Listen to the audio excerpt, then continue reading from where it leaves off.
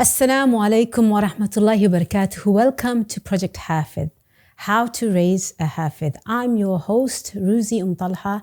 In this episode, we shall be exploring the topic of support, how to support your child during the journey of becoming a Hafidh. I would say that it's so important to really pay attention to this episode. I mean, if this series was a meal, this is the main dish. This is the session, or this is the episode that you need to pay maximum attention to. Why? Because this will help you to prepare yourself well for the journey ahead, inshallah.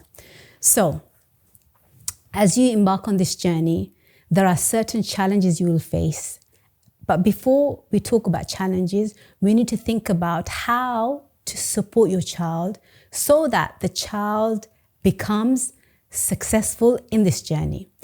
And here I want to share with you 3 main points. What are they? Firstly, I want to share with you the importance of routine. Routine is essential for any child who is seeking to pursue a goal. In particular, the goal of Hifdh. Now, what kind of routine am I talking about? Am I talking about memorization routine? No, not just that.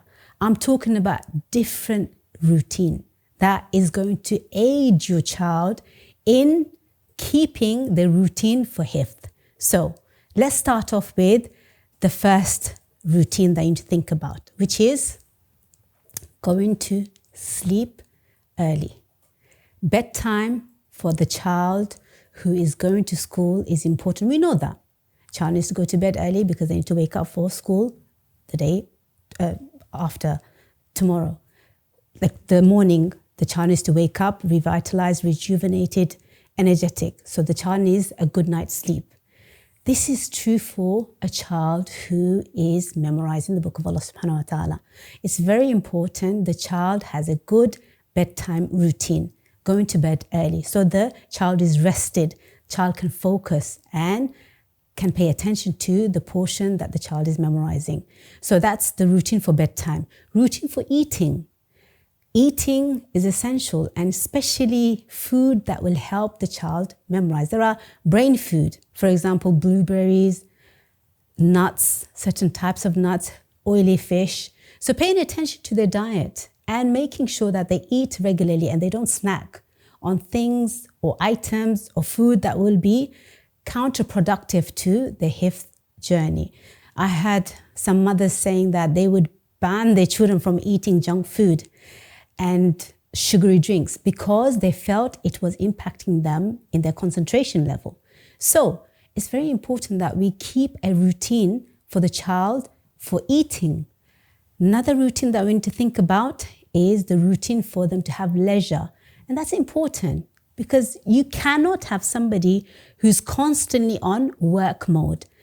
Everyone, including children who are on this noble journey, they need to have time to unwind, to relax, to have some chill downtime. And that's important. We need to think about how they're going to have their relaxation. Don't just give them the easy option of being on devices or on their games. No, plan different types of leisure time so that inshallah they're getting a variety of relaxation time. Now, this is the first thing, routine, and that has to be consistent. So the important routine related to Hifdh is the Hifdh routine, and that has to be anchoring their other routine. So what time are they going to do their Hifdh? What time are they going to do their revision, muraja? That needs to be scheduled in. Just like salah time is scheduled, just like bedtime is scheduled, the routine for Hifdh time needs to be scheduled. Many mothers I interviewed, they said the popular time for Hifdh is the morning. And this is something that you really must understand and stick to, because if something works so well, why change it? Many mothers have mentioned that they found morning time to be the most effective in memorization. So think about what time in the morning works best for you and your family, and stick to that and be consistent, because consistency is key. Have a discussion with your child. After all, it is the child who's doing the memorization, and agree on a time that suits best for the child. I know mothers who send their children to public school and they had to do early morning, meaning before the child went to school. So that is 6 o'clock, 7 o'clock, because generally speaking, most of the schools in UK starts around 9 o'clock. So stick to a time that works best for you. As for children who are homeschooled, mashallah, they have more flexibility. Why? Because they don't have to go to school, and that means they can choose a time that is most suitable for them and their family. And it can be 10 o'clock, 11 o'clock, whatever works better for the family schedule. But the point being is that routine has to be something that is done regularly and consistently.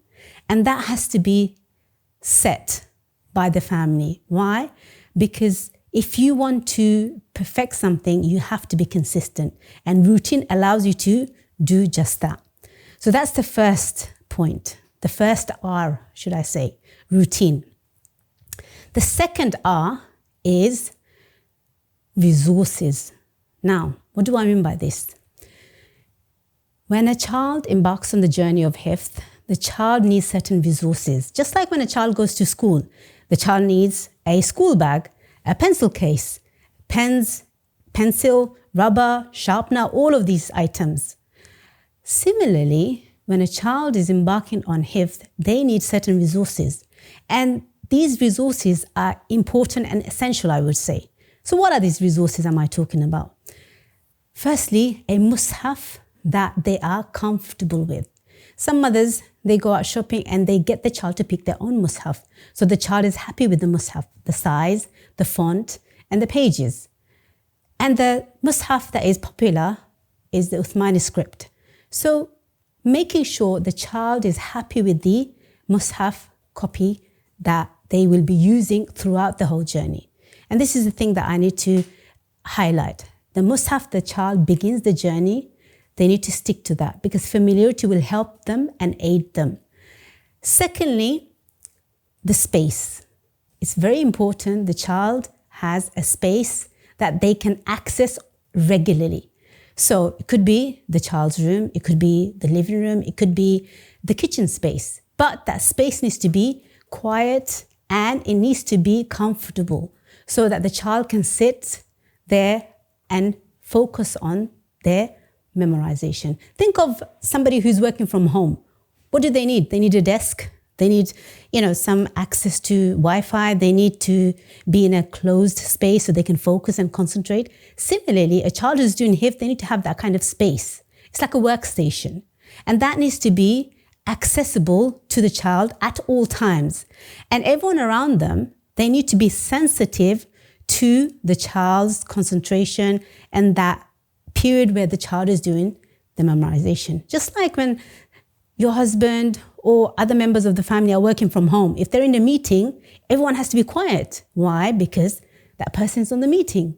Think of Hifdh, they're meeting with Allah subhanahu wa ta'ala. They're memorizing. They are trying to retain the book of Allah subhanahu wa ta'ala. So everyone around them, they need to make that effort to keep the volume down so the child can focus. Because as you know, it's easy for a child who's memorizing the book of Allah to be distracted. And don't forget, shaitan is always there to distract them too.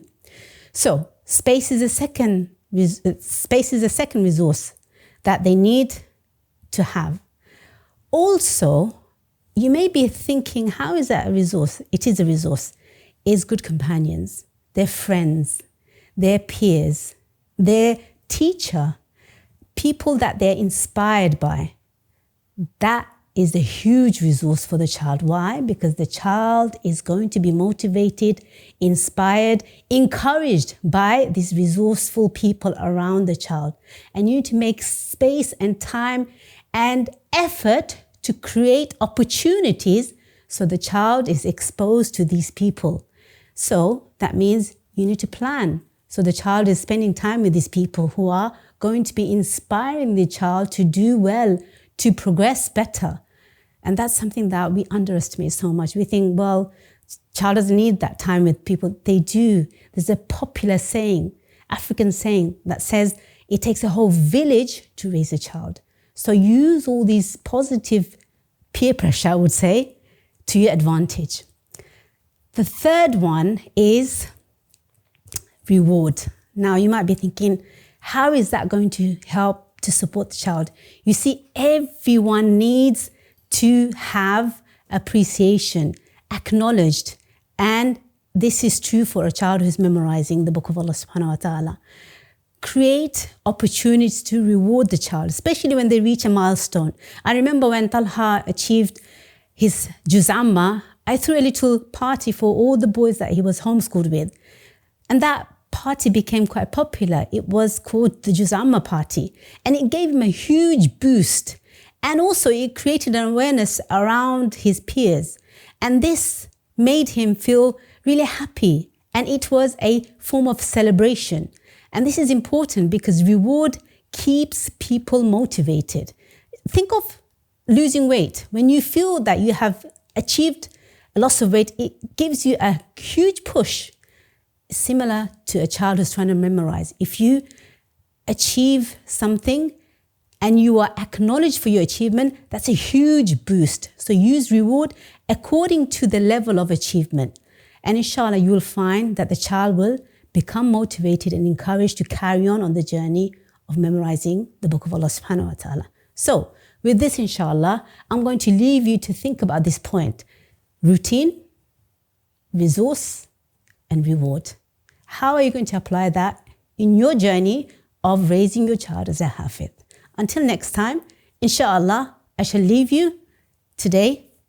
Assalamu alaikum wa rahmatullahi wa barakatuh.